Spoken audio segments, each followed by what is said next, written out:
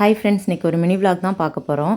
இன்றைக்கி காலையிலே வந்து எம்டி ஸ்டொமக்கில் நெல்லிக்காய் ஜூஸ் எடுத்துக்கலாம் அப்படின்ட்டு நெல்லிக்காய் ஜூஸ் தான் போட போகிறேன். நெல்லிக்காய் ஜூஸ் எப்படி நான் செய்வேன் அப்படின்னா, அதாவது நெல்லிக்காவை வந்து சின்ன சின்னதாக கட் பண்ணிப்பேன்.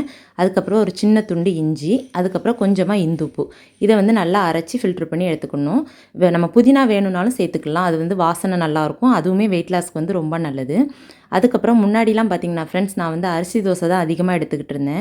நம்ம வெயிட் லாஸில் இருக்கோம் அப்படின்னா நம்ம அரிசி தோசை எடுத்துக்கிட்டோம் அப்படின்னா அது வந்து நம்மளுக்கு வெயிட் வந்து கம்மியாக ஆகாது. அதனால் இப்போலாம் வந்து சோள தோசை, அதுக்கப்புறம் கேழ்வரகு தோசை இந்த மாதிரி தான் எடுத்துகிட்ருக்கேன். நான் வந்து கேழ்வரகு தோசை தான் இப்போ செஞ்சது. அது வந்து சூப்பராக வந்துருந்துச்சு ஃப்ரெண்ட்ஸ். இதோட ரெசிபி வேணும் அப்படின்னா கமெண்டில் சொல்லுங்கள், கண்டிப்பாக அடுத்த வீடியோவில் நான் ஷேர் பண்ணுறேன். அதே மாதிரி நம்ம வெயிட்டை குறைக்கணும்னு நினைக்கிறோம் அப்படின்னா கண்டிப்பாக வந்து ஃப்ரூட்ஸ் எடுத்துக்கோங்க. அது வந்து ரொம்ப ரொம்ப நல்லது. அதுவும் இப்போ பார்த்திங்கன்னா வாட்டர்மெலன் வந்து நம்மளுக்கு சீசனுக்கு நல்லா கிடைக்கும். அதை வந்து மிஸ் பண்ணிடாதீங்க. அது நம்மளுக்கு ரேட்டுமே கம்மியாக தான் இருக்கும். அதனால் எல்லாருமே அதை வாங்கி சாப்பிடுங்க, ரொம்ப நல்லது.